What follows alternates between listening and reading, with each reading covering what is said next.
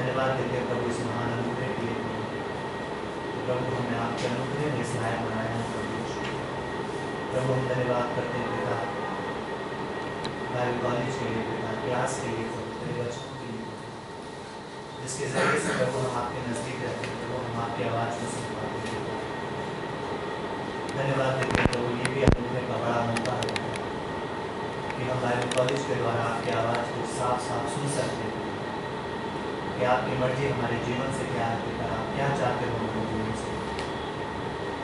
धन्यवाद देते हैं प्रभु हम आज इस क्लास के लिए पिता जो सुसमाचार की पत्रिका है पिता परमेश्वर। प्रभु हम देख रहे हैं पिता आपकी सेवा को पिता कि किस तरीके से पिता आपने इस धरती पर रहकर सेवकाई को शुरू किया पिता, और आज तक प्रभु आप अपने शिष्यों के द्वारा इस सेवकाई को जारी रखेंगे। प्रभु हम प्रार्थना करते हैं आज की क्लास के लिए प्रभु तेरा अभिषेक लेके आना पिता, और तेरे स्वर्गीय सिंहासन से प्रभु तेरे विचारों को आने देना पिता, पास्टर को भी प्रभु को सामर्थ देना प्रभु पढ़ाने के लिए पिता, और बढ़िया थॉट्स, फ्रेश थॉट, ताज़ा विचार देना पिता परमेश्वर। हमें भी प्रभु आप बुद्धि दो पिता कि हम समझ सकें और आपका एक एक वचन प्रभु हमारी हड्डी और नस और मांस में जाए। अगर हमें सिखाइए पिता कि जो हम सीख रहे हैं बुद्धिमत्ता का साथ पिता कि कैसे अपने जीवन में इसको प्रयोग कर सकते हैं। प्रभु हमारी कमजोरियों में प्रभु आप कार्य करो ताकि हम आपके विश्वास के दौर में मजबूत बन सकें। धन्यवाद देते हैं प्रभु, और आगे के समय को हम आपके हाथ में प्रभु यीशु के नाम से मांगते हैं। मुख्य घटना नंबर 15 करेंगे क्लास 8 की शुरुआत में, और ये है मत्ती का 4था अध्याय 1 से 11। आप वर्सेस लिख लीजिए। मेजर इवेंट 15, मुख्य घटना 15, मत्ती 4 1 से 11, मार्कुस का किताब 1 अध्याय 12 और 13, और लूका 4 1 से 13।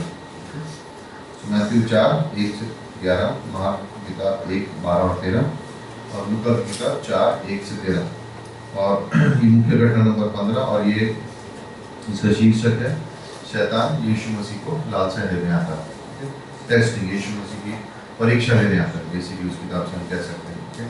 नाउ हमने शुरुआत की क्लास में सीखा था इज़ीकियल 28 से और यशायाह 14 से किस तरह से शैतान परमेश्वर के विरुद्ध जाने की कोशिश करता है, और किस तरह से 1/3 स्वर्गदूत शैतान के संग हो लेते हैं। आज उनको हम दुष्ट आत्माएं के नाम से जानते हैं।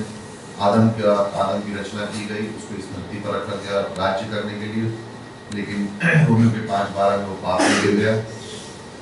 उत्पत्ति 3:15 में हम देखते हैं किस तरह से परमेश्वर ने वादा दिया था कि स्त्री का जो बीज होगा वो आके शैतान के सर को कचल देगा, नाश कर देगा। और अब इस समय पे यीशु मसीह धरती पर है, और अगर यीशु मसीह इस कार्य के लिए आए कि कलवरी के द्वारा वो क्रूस के ऊपर शैतान के कार्य को समाप्त कर देंगे, खत्म कर देंगे, हरा देंगे, ताकि आगे जाके मनुष्य जाति जो भी उस पर विश्वास करेगा वो राज्य कर सकता है यीशु मसीह के साथ। ना शैतान इस बात को जानता है, और इसलिए यीशु मसीह के बारे में हम कहते हैं कि पूरी तरह से मनुष्य, पूरी तरह से परमेश्वर एट द सेम टाइम। 2 कोरिन्थियों 5:21 और इब्रानियों के 7:25 और 26 में लिखा है कि आखिरी आदम जो आएगा मनुष्य जाति को छुटकारा दिलाने के लिए, उसकी परीक्षा होगी और वो निष्पाप पाया जाएगा। ना अगर यीशु मसीह को लालसाएं देने के बाद अगर यीशु मसीह पाप करते तो वो संसार के उद्धारकर्ता नहीं बन सकते थे, वो निष्कलंक निष्पाप बलिदान नहीं बन सकते थे। तो शैतान की योजना थी कि किसी तरह से उनको पाप में गिरा दे, और अगर गिरा देंगे, अगर वो हार गए या गिर गए उसमें, तो फिर शैतान की जीत हो जाएगी। लेकिन वो ये नहीं जानता कि जो वो कोशिश करता है परमेश्वर के विरुद्ध वो कभी सफल होने वाली नहीं है।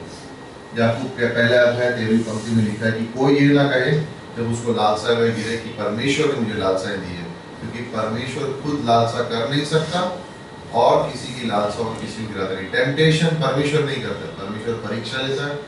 लालसाएं शैतान की ओर से आती हैं। जब मनुष्य की ओर आती हैं लालसाएं, परमेश्वर उसको अनुमति देता है ताकि एक विश्वासी उस लालसाओं में परमेश्वर के वचन को जो जानता है उसका प्रयोग करके जीत पा सके उस पर। परमेश्वर इसलिए लालसा को आने नहीं देता कि हम गिरे उसमें और पाप करें, इसलिए दे देता ताकि हम वचनों के द्वारा हम लालसाओं को हरा सकें। क्योंकि अगर और कोई तरीका होता तो यीशु मसीह बता देता लेकिन एक ही तरीका था कि वचनों से उसने शैतान को हराया लालसाओं में। सेम वे में हमारे लिए भी वही रास्ता है, वही मार्ग है, उसी तरह से ही हम हराते हैं। जब लालसाएं आती हैं और हम वचनों का इस्तेमाल करते हैं तो हम जीत प्राप्त करते हैं, हम परिपक्व होते हैं, मैच्योर हो जाते हैं, हम और ग्रो होते हैं। और परमेश्वर कभी भी हमारी कैपेसिटी, हमारी क्षमता से ज़्यादा लालसाएं हमारे पास आने नहीं देगा। एक विश्वासी को बार बार लालसाएं आ रही है, वो नॉर्मल नहीं है। इसका मतलब है वो कोई दो मार्गों के बीच में है। विश्वासी का मन जो है ना, आप देखोगे भजन संहिता में दाऊद कई बार लिखता है, परमेश्वर मेरी शरण स्थान है, मेरा गढ़ है। तो कहने का मतलब है हमारा मन जो है, हमारा मन जहाँ पे हम बाइबल को स्टोर करते हैं, डॉक्ट्रिन को हम समझते हैं, वो उस गढ़ के अंदर है, फोर्ट के अंदर है, किले के अंदर है, उस शरण स्थान के अंदर है। तो लालसाएं नहीं आ सकती, क्योंकि अगर अपने मन को हम परमेश्वर के वचन से भर के रखें तो लालसाएं बार बार नहीं आएंगी। लेकिन मानो मैं उस शरण स्थान की दीवार पे बैठा हूँ, तो मैं इस तरफ भी गिर सकता हूँ, उस तरफ भी गिर सकता हूँ। अपने मन में अगर मैं पूरी तरह से वचनों को नहीं भर के रखा हूँ, तो जब लालसाएं आएंगी मेरी कमजोरियों की ओर, तो मैं ऑफर कई बार बाहर गिर सकता हूँ, परमेश्वर की सोच के बाहर कह सकता हूँ, बोल सकता हूँ, जी सकता हूँ। एक विश्वासी के लिए बार बार लालसाओं में गिरना और पाप करना नॉर्मल नहीं है। अगर आप सोच रहे हो कि बार बार मुझे लालसाएं आ रही है, तो अपने आप को चेक करो, डॉक्टर से नहीं, आत्मिक रूप से। आप शायद पाप के करीब जी रहे हो, सोच में, आपकी मन की सोच में। आप शायद आपकी सोच पाप के करीब है, नेगेटिविटी के करीब है, गलत सोच के करीब है आपकी सोच। इसीलिए बार बार जब वो लालसाएं आती है, तो आप वो बोल देते जो आपको नहीं बोलना चाहिए, वो कर देते जो आपको नहीं करना चाहिए।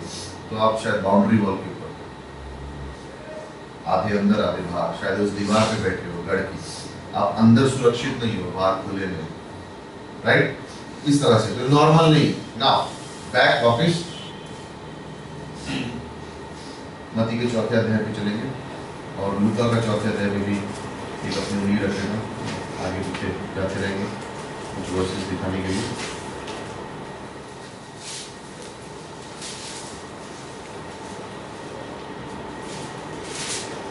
बाइबल में थियोलॉजी में इन जो लालसाएं हैं इसके ऊपर कई विवाद होते हैं, और दो सोच होती है। एक सोच ये है, जिसको अंग्रेजी में पैटिबिलिटी बोलते हैं, मतलब यीशु मसीह के अंदर पाप करने की क्षमता थी लेकिन उन्होंने की नहीं।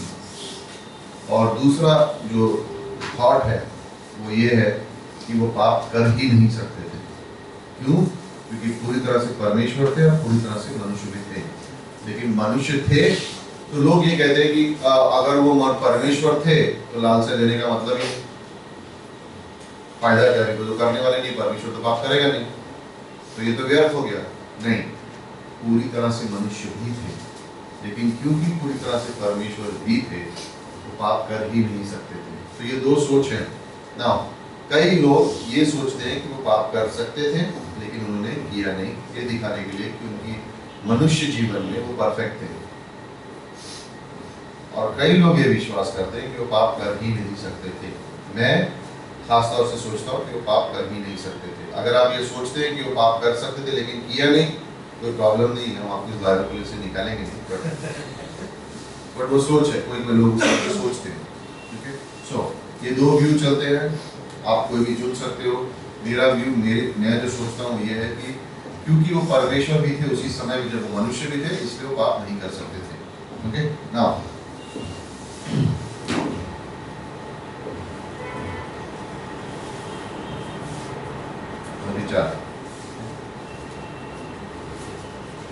लूका 4 पहली पंक्ति। फिर यीशु पवित्र आत्मा से भरा हुआ यरदन लौटा और 40 दिन तक आत्मा के सिखाने से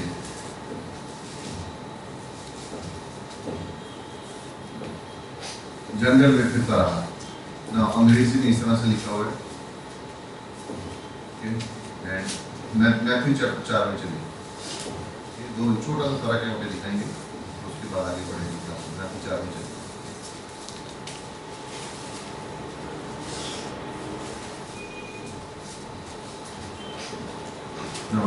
मत्ती 4:1 में लिखा है, तब आत्मा यीशु को जंगल में ले गया ताकि इब्लिस शैतान से उसकी परीक्षा हो। हाँ, लूका 4 में लिखा है कि पवित्र आत्मा उसको यरदन में लेकर 40 दिन सिखाने के लिए जंगल में ले गया। मत्ती में लिखा है कि उसको पवित्र आत्मा जंगल में ले गई ताकि शैतान उसको क्या कर सके, कि परीक्षा ले सके, राइट, या लालसा दे सके, टेम्पटेशन करे ना। क्वेश्चन यहाँ पे ये उठता है कि पवित्र आत्मा क्यों ले गई यीशु मसीह? पवित्र आत्मा क्यों ले गई यीशु मसीह परीक्षा के लिए? ये दिखाने के लिए कि वो पाप नहीं कर सकता था। सिंपल आंसर है, यही दिखाने के लिए कि वो पाप नहीं कर सकता था। ओके, लालसाएं असली थी, लेकिन यीशु मसीह को छू ना सकी क्योंकि वो परमेश्वर भी था उस समय में, तो इसलिए वो नहीं कर सकते थे। ठीक है, आदम, पहला आदम जब बगीचे में ईदन की वाटिका में उसको लालसाएं दी गई तो वो गिर गया। यहाँ पर आखिरी आदम यीशु मसीह, उसको जंगल में 40 दिन के बाद या 40 दिनों में लालसाएं दी जा रही है और वो नहीं गिरेगा, दिखाएगा कि पूरी तरह से परिपक्व है। मत्ती 4 में ये दिखाया जा रहा है कि यीशु मसीह निष्पाप है, पवित्र है और हमको जीत दिलाएगा। यहाँ पर 3 प्रकार की लालसाएं होंगी। पहले यूहन्ना 2:15 और 16 में चलेंगे और वो 2 वर्सेस पढ़ेंगे, क्योंकि इब्रानी में लिखा है यीशु मसीह हर तरीके से, हर जो पाप बीता है, जो हुआ है, वो जानता है ना। पहले यूहन्ना 2 में चलिए, 15 और 16 पढ़ेंगे।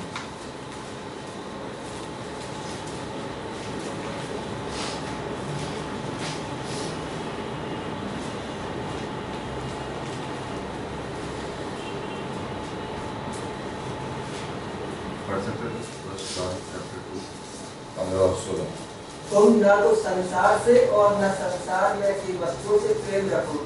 यदि कोई संसार से प्रेम रखता है तो उसमें पिता का प्रेम नहीं है, क्योंकि जो कुछ संसार में है अर्थात शरीर की अभिलाषा और अंडरलाइन कर दो, फर्स्ट शरीर की अभिलाषा पहला,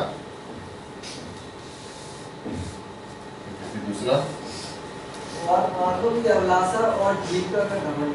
आंखों की अभिलाषा और जीविका तीन प्रकार की लालसाएं होती हैं।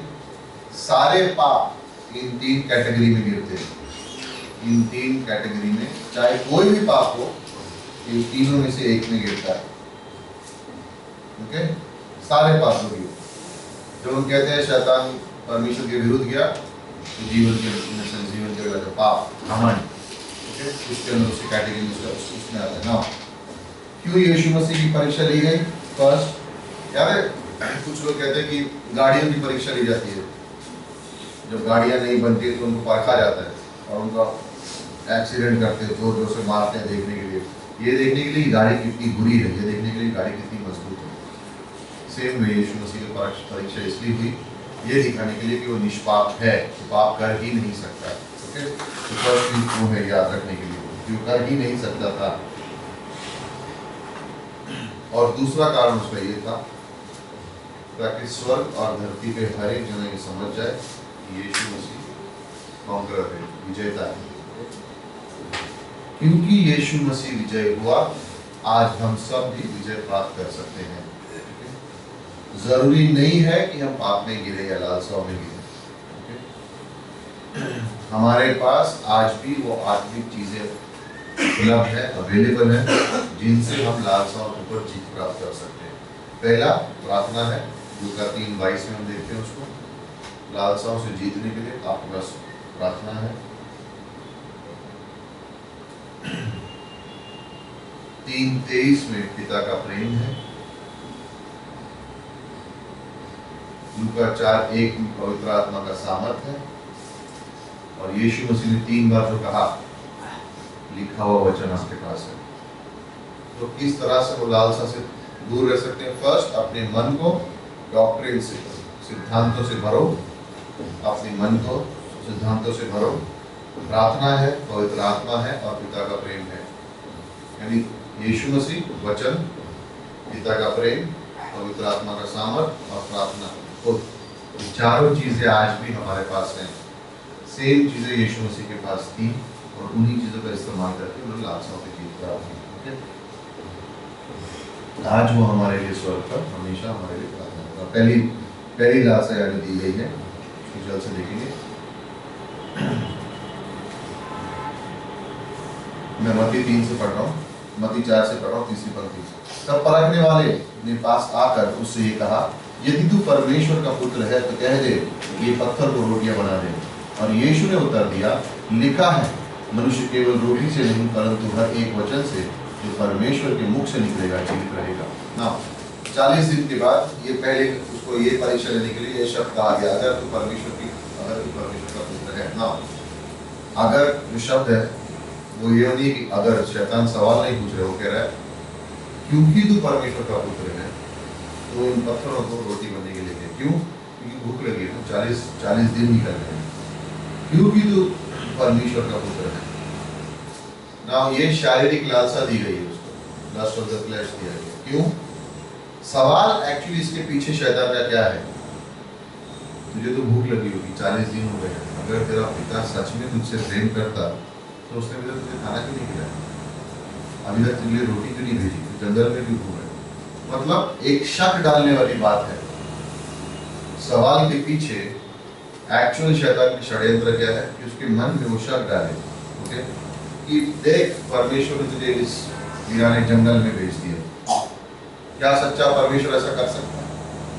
सेम चीज हवा से की गई थी। उत्पत्ति 3 में खा ले, फल खा ले, अपने आप को संतुष्ट कर ले। परमेश्वर एक्चुअली सच में तुमसे प्रेम नहीं करता। और दुख की बात है कि आज कई सारे विश्वासी आज भी ऐसा सोचते हैं कि शायद परमेश्वर मुझसे प्रेम नहीं करता, शायद परमेश्वर सच में मुझसे प्रेम नहीं करता। और ये सोच अगर हमारे मन में आए तो कभी उसको आने भी मत दें, क्योंकि ये सोच कभी भी परमेश्वर की ओर से नहीं आ सकती। ये सोच सिर्फ शैतान की ओर से आ सकती है कि शायद परमेश्वर आपसे प्रेम नहीं करता। जब मनुष्य ये सोच लग जाता है कि शायद परमेश्वर मुझसे प्रेम नहीं करता, तो वो ऑलरेडी पाप में गिर चुका है। मतलब उसने मन में इस शारीरिक लालसा में गिर चुका है। अगर उसने इस सोच को अपने मन में आने दिया कि परमेश्वर शायद मुझसे प्रेम नहीं कर सकते, तो उसने शैतान के लिए दरवाजा खोल दिया है कि उसको आके और लालसा से उसकी और परीक्षा ले सके।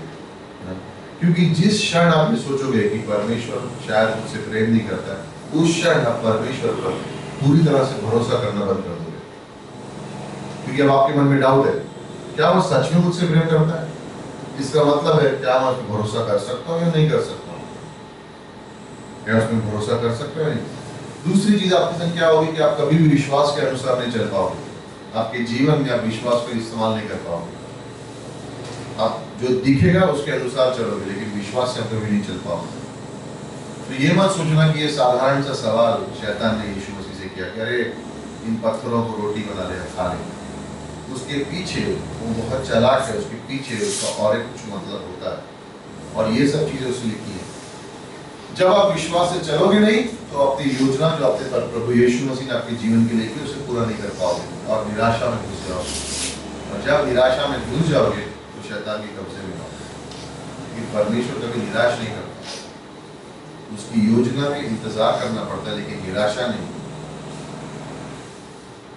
और अगर आप निराशा में घुस गए हो तो मानो शैतान आपके साथ खेल रहा है।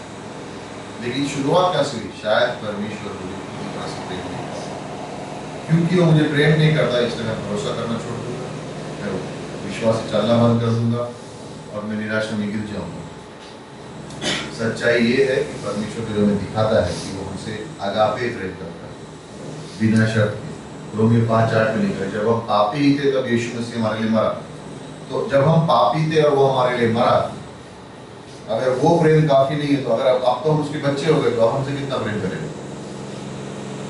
तो वो एक मन में विचार रखना बहुत जरूरी है कि यीशु मसीह मुझसे बिना शर्त के प्रेम करता है। मेरी परीक्षा, मेरे पाप, मेरे बुरे काम, मेरी बोलचाल, मेरा जीवन शैली, मैं किस तरह से रहता हूँ, क्या करता हूँ, वो परमेश्वर को नाराज नहीं ना।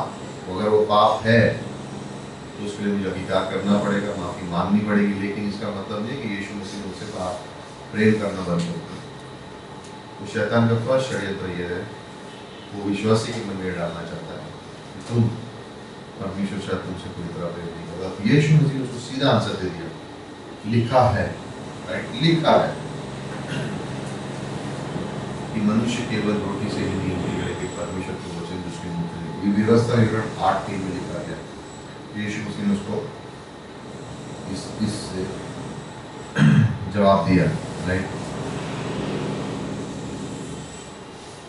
कभी कभी जब इस लालसा को जब पढ़ा जाता है आत्मिक रूप से, उसके कहने का मतलब ये भी है कि तुम्हें अपने जीवन के हर क्षेत्र में आत्मिक होने की जरूरत नहीं है। बेसिकली उसको कहने का मतलब है सेम चीज हवा से कही गई थी। एक्चुअली जरूरी नहीं है कि तुम हर एरिया में स्पिरिचुअल रहो। कोई कोई एरिया में परमेश्वर समझता है अगर आत्मिक नहीं रहोगे तो चलेगा। वो रियल परीक्षा है, वो रियल लालसा है एक्चुअली, कि चर्च जाओ, परमेश्वर के कार्य कर रहे हो, ठीक है, घर में रह रहे हो, ठीक है, लेकिन कोई कोई एरिया में आत्मिक रहने की जरूरत नहीं है, क्योंकि हम संसार में जी रहे हैं तो संसार की तरह बनना चाहिए, नहीं तो लोग हमें पूछेंगे भी नहीं। वो लालसा है, जरूरी नहीं है कि हर एरिया में आत्मिक बने रहो। और यीशु मसीह कह रहे हैं कि हर चीज, वर्ष 4 में लिखा है, केवल रोटी से नहीं लेकिन हर एक वचन से परमेश्वर के जो मुख से निकला है उसके अनुसार जिएगा। यानी जो कुछ भी बाइबल में लिखा है उसके अनुसार हमें जीना है, चाहे वो कोई भी क्षेत्र हो हमारे जीवन में। और रियल सवाल पीछे ये निकल रहा है कि फर्स्ट हम आत्मिक कब होते हैं? जब हम परमेश्वर की आज्ञा मानते हैं। लोगों को क्या कहना है कि कोई कोई एरिया में परमेश्वर की आज्ञा मानना जरूरी नहीं है। इसलिए यीशु मसीह ने पूरे पुराने नियम में से व्यवस्था विवरण 8:3 उसको दिया, बिकॉज़ उसमें क्या लिखा है? हर एक वचन, परमेश्वर के हर एक वचन के अनुसार जीना, यानी हर एक वचन को मानना है, कुछ नहीं। और इसलिए वो आंसर एकदम क्लियर है। इस तरह से यीशु मसीह ने आंसर दिया। और क्या लोग, या तो यीशु मसीह आपके जीवन में पहले स्थान पर है या तो नहीं है, दोनों में से एक ही है। अगर आप आत्मिक हर एरिया में नहीं हो, यानी यीशु मसीह आपके जीवन में फर्स्ट नहीं है। अगर यीशु मसीह आपके जीवन में पहले स्थान पर नहीं है तो लालसा आती नहीं, तैयार रहो। लेकिन अगर आपने अपना जीवन दिया हुआ है, यीशु मसीह को समर्पण किया हुआ, तो बहुत आसान है जो लालसा है तो उसमें कैसे निपट सकते हैं, राइट। दूसरी लालसा है वर्ष 5 से 7 में। तब इब्लीस ने उस पवित्र नगर में ले गया और मंदिर के पर खड़ा कर दिया,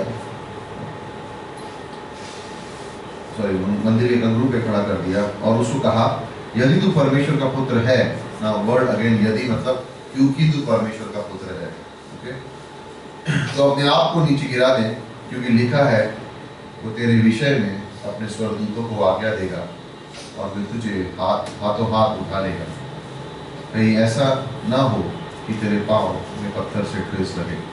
भजन संहिता 91 बोल रहा है, लेकिन पूरी तरह से नहीं बोला, एक वर्ष छोड़ दिया उसने। यीशु ने उससे कहा, ये भी लिखा है, तू प्रभु अपने परमेश्वर की परीक्षा न कर। ओके, नाउ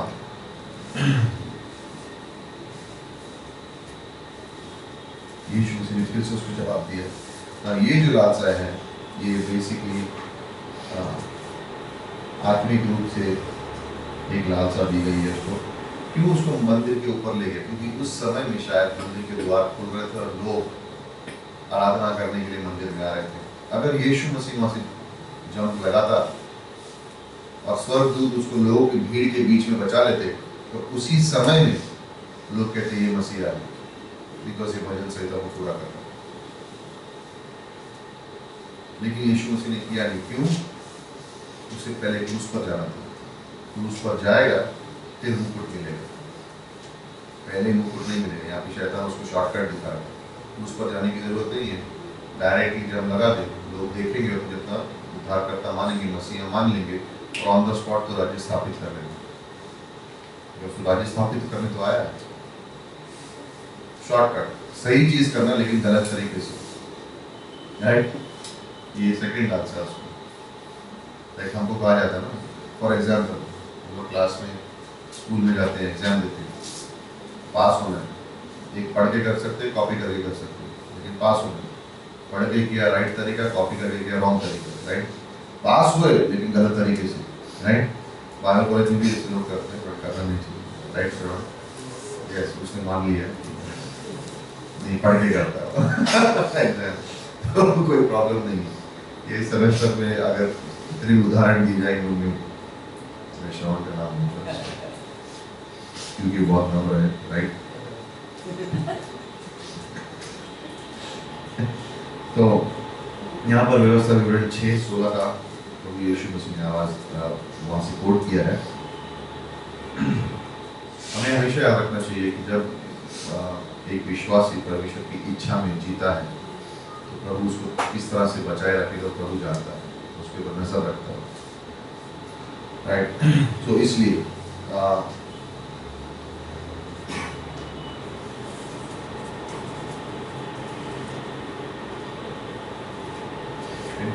यहाँ पे ये आत्मिक लालसा दी गई है कि इसका उदाहरण किस तरह से लाइक ऐसे कह सकते हैं, लोग कहते हैं कि ओके ये एक अच्छा उदाहरण है, किसी को डायबिटीज है उसको इंसुलिन लेना पड़ता है, वो कहेगा मैं नहीं लूँगा,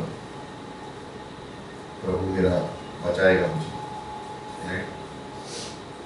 लाइक कोई विश्वासी बोलेगा मैं ट्रेन से लटकूंगा, अगर सामने से कोई ट्रेन आई प्रभु मुझे बचा लेगा लेकिन मैं लटकूंगा, तो उसको क्या कहेंगे, मतलब अब वो कोशिश ये कर रहे हैं कि अपनी परिस्थिति में परमेश्वर को फिट करें, परमेश्वर की इच्छा में फिट होने के बदले वो कोशिश कर रहे हैं कि मैं करता रहूंगा और अगर मैं गलत हुआ तो परमेश्वर मुझे सही कर देगा।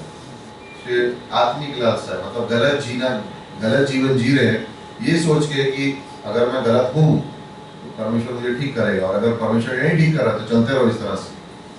भजन संहिता 19 में डेविड लिखता है कि मुझे प्रिजम्पशस सिन, ये पाप है जो मैं सोचता हूँ, अनुमान लगाता हूँ, इन पापों से मुझे दूर रखना। कहने का मतलब मैं जीऊंगा जिस तरह से, और अगर मैं रॉन्ग हूँ तो परमेश्वर मुझे रोक लेगा, तुम्हें पता है तुम रॉन्ग हो, तुम्हें परमेश्वर की इच्छा के अनुसार जीना चाहिए, अपनी इच्छा के अनुसार। तो ये लालसा थी कि तो अपने आप को गिरा ले, परमेश्वर की इच्छा लेकिन क्या है कि क्रूस पर जा, पुनरुत्थान हो और फिर तेरा राज्य बने। लेकिन शैतान यहाँ का ऑप्शन क्या दे रहा है, क्रूस पे जाने की क्या जरूरत है, डायरेक्टली छलांग लगा दो, सब आराधना करने वाले तो मंदिर में आ रहे हैं, तो देखेंगे इसी समय में तेरे राज्य की स्थापना हो जाएगी। और यीशु मसीह कह रहे नो नहीं, मुकुट पाने के लिए क्रूस के थ्रू जाना पड़ेगा, आज्ञा माननी पड़ेगी, परमेश्वर की इच्छा को पूरा करना पड़ेगा, और कोई रास्ता नहीं है इस जीवन में जीने के लिए। तो अगर हम अपने जीवन में ये सोचते हैं कि कठिनाइयों से छूट कर, पाप में जी कर अगर हम अपना मकसद पूरा कर सके, हमारी लालसाओं को पूरा कर सके, तो जिस दिन हम परमेश्वर के सामने खड़े हुए बीमा सीट पे, पहले कुरिन्थियों 3 के अनुसार भूसा जल जाएगा, कुछ नहीं बचा होगा, ओके, कुछ नहीं बचा होगा। आज की चीजों के लिए हमें नहीं जीना, ओके, हमें आने वाले राज्य के अनुसार जीना। आज की चीजों के लिए सारे संसार जीता है, लेकिन हमें आने वाले राज्य के लिए जीना है, उसके अनुसार परमेश्वर हमारी हर स्थिति में, हर तरीके से हमारी रक्षा करेगा, सुरक्षा करेगा, गारंटीड है। तो इसलिए हमें लालसाओं में गिरकर परमेश्वर को हमारी सिचुएशन में फिट करने की कोशिश मत करो, परमेश्वर की इच्छा के अनुसार उसके सिचुएशन में फिट ना। तीसरी लालसा 8 से 11 में है। फिर शैतान ने उसे बहुत ऊंचे पहाड़ पर ले जाकर सारे राज्य उसका वैभव दिखाया और उससे कहा यदि तू गिर कर मुझे प्रणाम करेगा तो मैं सब कुछ तुझे दे दूंगा। तब यीशु ने उसे कहा हे शैतान दूर हो जा, क्योंकि लिखा है कि प्रभु अपने परमेश्वर को प्रणाम कर और केवल उसी की उपासना कर। ना क्रिश्चियनिटी को छोड़ के मुझे लगता है बाकी सब धर्मों में गिरकर प्रणाम करने का रीति रिवाज है, करेक्ट। अगर आप क्रिश्चियनिटी को अलग कर दो, उसके अलावा आप देखो तो ऑलमोस्ट हर धर्म में ये रिवाज है। कहाँ से आ रहा है राइट? क्योंकि शैतान ये चाहता है अपने जीवन में। शैतान परमेश्वर के विरुद्ध क्यों गया? क्योंकि उसको ये चाहिए था, इसलिए उसने ये लालसा लास्ट में रखी, एकदम अंत में रखी। तो क्या तेरे मन में है तो मुझे प्रणाम करता हूँ। यहाँ पे जो राज्य की बात आती है, यूनानी में लिखा हुआ है, आदम से लेकर उस क्षण तक जितने भी राज्य थे, जितने भी राज्य निकले थे, उन सब राज्यों को एक क्षण में शैतान ने यीशु मसीह को दिखा दिया। सारे राजा, सारे राज्य, सारे सब कुछ एक क्षण में दिखा दिया। राइट, एफिशियंस 2 में लिखा है कि वो संसार का राजकुमार है कुछ समय के लिए, थोड़े समय के लिए, Prince of the power of the air, थोड़े समय के लिए। तो उसने एक क्षण में दिखाया, ये दिखाने के लिए कि सारे राज्य देखे, उसके हृदय में परिवर्तन लाने के लिए, अपने दिल में पाप रहे घमंड, ये सब कुछ दे दूंगा अगर तुम मेरी बात चुकी है।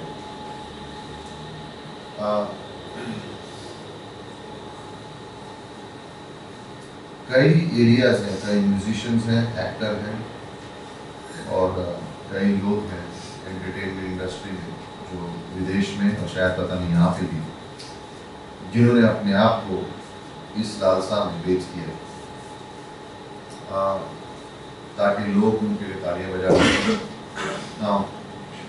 कई सारे ऐसे हैं, उनके अगर आप म्यूजिक वीडियो को देखो तो उनमें शैतान की तस्वीरें, शैतान की किस तरह से उसका साइन है उसको इस्तेमाल करते हैं और लोग नाच रहे हैं और गीत गा रहे हैं।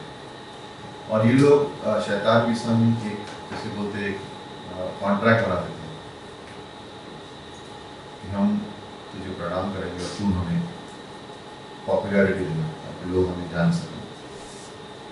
कई सारे एक्टर हैं, कई सारे लोग हैं जो ये जैसे कहते हैं अपने को काट के लहू ऑफर करते हैं, और ये शैतानी प्रैक्टिस है जो कई सारे देशों में चलती है। और वो कहते हैं हम अपना लहू काट के, वो हम तेरे सेवक बन गए, तेरे दास बन गए, अब तुम्हें हमारा नाम करा सारे संसार में। और देखो आप उनके अगर गीतों को देखो, उनकी बातों को देखो, तो वो शैतान की उसके जैसे उसके तरीके के कपड़े और दिखाने के लिए, और प्रकाशित वाक्य में जो घोड़े के बारे में लिखा है, उन घोड़ों को लाकर काले घोड़े दिखा रहे हैं और सब कर रहे हैं। क्यों? ताकि उनका नाम हो सके और लोग तालियां बजा रहे। किसी आधे लोगों को पता भी नहीं क्या हो रहा है, लेकिन जो गायक है, जो एक्टर है, उसने शैतान के संग जोड़ी बना दी क्योंकि उसको ये पॉपुलैरिटी चाहिए। और यहाँ पर शैतान यीशु से कह रहा है, एक बार चुप, सिर्फ एक बार चुप और देख उसका प्रतिफल कितना है। सारे राज्य थे लालसाओं में इस तरह से एक बार करके देखो, एक बार सिगरेट पी के देखो, एक बार शराब को छुप के देखो, एक बार तो कर, एक बार कोई गंदी चीज देख ले, एक बार तो कर, एक बार करने में क्या, तुझे भी पता होना चाहिए कैसा होता है ये सब, एक बार तो कर। और उसके बाद अगर इंसान वचन के अनुसार नहीं बैठा हुआ उस वचन में, फिर गिरता है। शुरुआत एक बार ही होती है। मैं जानता हूँ कोई चीज़ गलत है तो एक बार करने की भी जरूरत नहीं, एक्सपेरिमेंट करने की जरूरत नहीं गलत चीज़ के साथ, राइट। अपने घरों में हम सांपों को बड़ी पाते हैं, कुछ लोग रखते हैं जहर निकालते हैं, नॉर्मल इंसान लोग नहीं रहते हैं, उनको पता है एंड में क्या हो, राइट। कोई लायन और शेर को लाके अपने घर में नहीं रखता है, कुत्ते बिल्लियों को रखते हैं। क्यों? क्योंकि अगर शेर को रखोगे तो पता है क्या होने वाला है। तो जो चीज़ के बारे में पता है गलत है उसको हम करते हैं तो वो राइट नहीं है। तो यहाँ पे वो लालसा है कि शॉर्टकट ले लो, शॉर्टकट ले लो। और हमारे जीवन के लिए यूहन्ना 12:12 से 24 इम्पोर्टेंट है। ये राय का बीज भी पहले मरेगा तो फल आएगा। हमें अपने आप में मरना है, फिर हम हमारे जीवन से फल निकलेगा। शॉर्टकट देखने की जरूरत नहीं है, क्योंकि परमेश्वर हमारे लिए कोई अच्छी चीज़ तैयार कर रहा है। पहली लालसा में शैतान ने परमेश्वर के प्रेम पर सवाल उठाया, दूसरी लालसा में शैतान ने परमेश्वर की आशा पर प्रेम उठाया फिर सवाल उठाया, और तीसरी लालसा में परमेश्वर की विश्वासयोग्यता पर सवाल उठाया। सो याद है पहले उनके 13 में क्या लिखा है? विश्वास, प्रेम और आशा, इन तीनों में बने रहो। उसने इन्हीं तीनों के ऊपर सवाल उठाया। सो अगर कोई सवाल है तो आप पूछ सकते हो, तो मैं आगे बढ़ते नहीं। ओके, यूहन्ना 1:19 और 2:22 तक अगले घटना के बारे में पढ़ेंगे। और ये है यूहन्ना के जीवन से 1:19, यूहन्ना 1:19।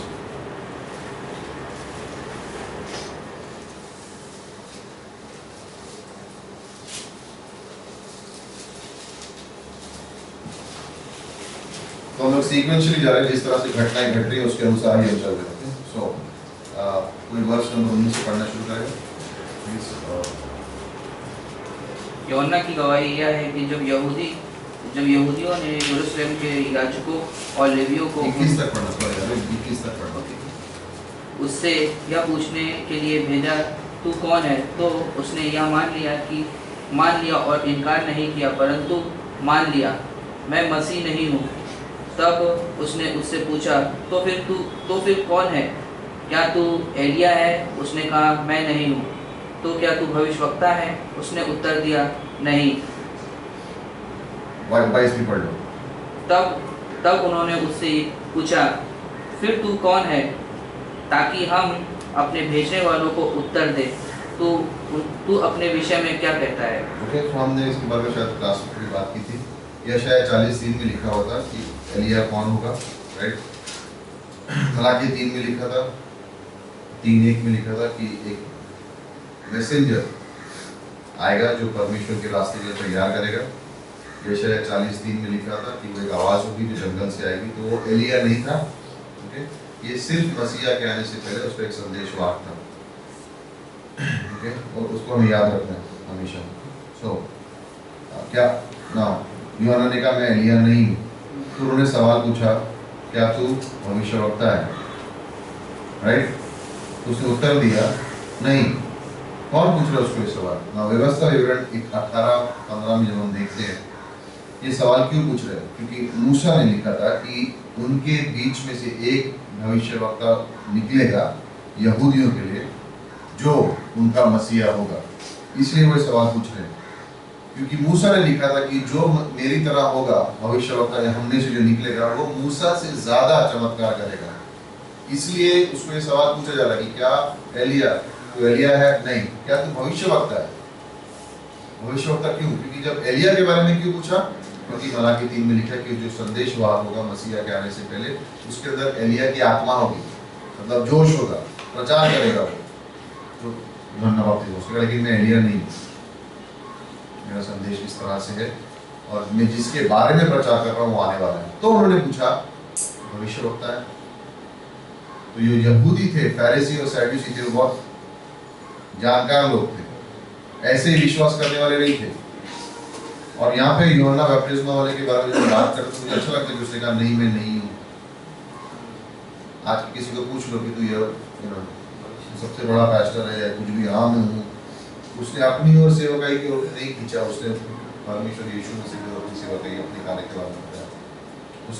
उसको तेज नहीं चाहिए था, उसको महिमा नहीं चाहिए थी, उसने कहा ये परमेश्वर के पास जानी चाहिए। और आज कई लोग जीते उस तरह से, महिमा प्राप्त करने के लिए, मेरा चर्च, मेरे लोग, मेरी कलीसिया। बाइबल में कहीं लिखा है तुम्हारा चर्च, तुम्हारे लोग, तुम्हारी कलीसिया, सब जगह लिखा है प्रभु के लोग, प्रभु की कलीसिया, प्रभु का कार्य। जब वो प्रभु का हो कि मेरा हो जाता तो तब गिरना शुरू हो जाओगे, वहाँ पे गिरावट शुरू हो जाती है, राइट। नीति वचन 16 में लिखा है कि गिरने से पहले जीवन में घमंड घुसता है, तो अगर घमंड घुसा तो तैयार हो जाओ गिरने के लिए। तो कहीं पर भी मेरा नहीं है, सब जगह पे प्रभु का है। ओके, तो इसलिए उसको सवाल पूछा गया,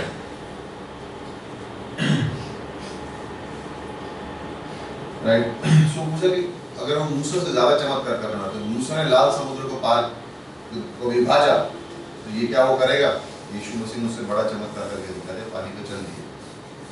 मूसा पानी पे चल ना सका, राइट। मूसा ने प्रार्थना की तो स्वर्ग से मन्ना गिरा, करेक्ट। यीशु मसीह ने कहा कि मैं ही वो स्वर्ग से रोटी हूँ, और उसी रोटी को उसने, उसी रोटी से उसने 10,000 लोगों को खाना खिला दिया। ना व्यवस्था विवरण 18:15 में इस्लाम में लोग ये वर्ष को लेते हैं और कहते हैं ये यीशु मसीह के बारे में नहीं है, मोहम्मद के बारे में। ओके, सवाल ये उठता है कि अगर मोहम्मद के बारे में तो उसने क्या चमत्कार किए? कुछ भी नहीं, राइट। जब डिबेट में जब बात करते हो तो लोग ये पॉइंट निकालेंगे और कहेंगे नहीं वो यीशु मसीह के बारे में बात कर रहे थे। आखिरी प्रॉफिट मूसा जो कह रहा है आखिरी भविष्यवक्ता जो निकलेगा वो मोहम्मद है। उसने कहा कि वो चमत्कार भी करेगा मूसा से अधिक, तो कौन से किए उसने? कुछ भी नहीं किए। तो एक्चुअली वो यीशु मसीह के बारे में, वो गलत है। सो पहले लोग इन्होंने सवाल पूछे, वो सदूसी थे, वो याजक थे, फिर सदूसी थे। तो उन्होंने पूछा उसे ये सवाल, अगर तू मसीहा नहीं है, एलिया नहीं है, भविष्यवक्ता नहीं है, तो तू बपतिस्मा क्यों दे रहा है लोगों को? अगर तीनों में से नहीं है तो तेरा कार्य नहीं है देने के लिए, क्योंकि बपतिस्मा तो फरीसी को काम है, तो तू क्यों दे रहा है इसको? और यूहन्ना 1:26 में उसका जवाब दिया उसने। यूहन्ना ने उनको उत्तर दिया, मैं तो जल से बपतिस्मा देता हूँ, परंतु तुम्हारे बीच में एक व्यक्ति खड़ा है जिसे तुम नहीं जानते। वर्ष नंबर 34 तक अगर आप पढ़ोगे उस बातों को तो उसके तक यूहन्ना पूरा क्लियर करता है। वर्ष नंबर 29 में दूसरे दिन उसने यीशु को अपनी ओर आते देखकर कहा, देखो ये परमेश्वर का मेमना है जो जगत के पाप उठा लेता है। 32वीं पंक्ति, और यूहन्ना ने ये गवाही दी, मैंने आत्मा को कबूतर के समान आकाश से उतरते देखा और वो उस पर ठहर गए। मैं तो उसे पहचानता ही नहीं था, परंतु जिसने मुझे जल से बपतिस्मा देने को भेजा उसी ने मुझे से कहा है, जिस पर तू आत्मा को उतरते और ठहरते देख, वो पवित्र आत्मा से बपतिस्मा देने वाला है। और मैंने देखा और गवाही दी कि यही परमेश्वर का पुत्र है। सो यहाँ पे यूहन्ना कुछ भी अपने ऊपर नहीं ले रहा है, इसे दिखाया जा रहा है कि संसार के पाप ले जाने वाला है। जॉन चैप्टर 1 35 से 42 तक पढ़ेंगे, 35 to 42। टाइम हो गया, ओके। सो नेक्स्ट क्लास में करेंगे, और ये होगी मुख्य घटना नंबर 16। गुड। यहाँ पे यीशु मसीह पहले 5 शिष्यों को चुनता है। यीशु मसीह पहले 5 शिष्यों को चुनता है। जॉन चैप्टर 1 35 से 42, 35 to 42। ओके, 2 मिनट का ब्रेक लीजिए, उसके बाद फिर क्लास स्टार्ट करते हैं। कोई सवाल है?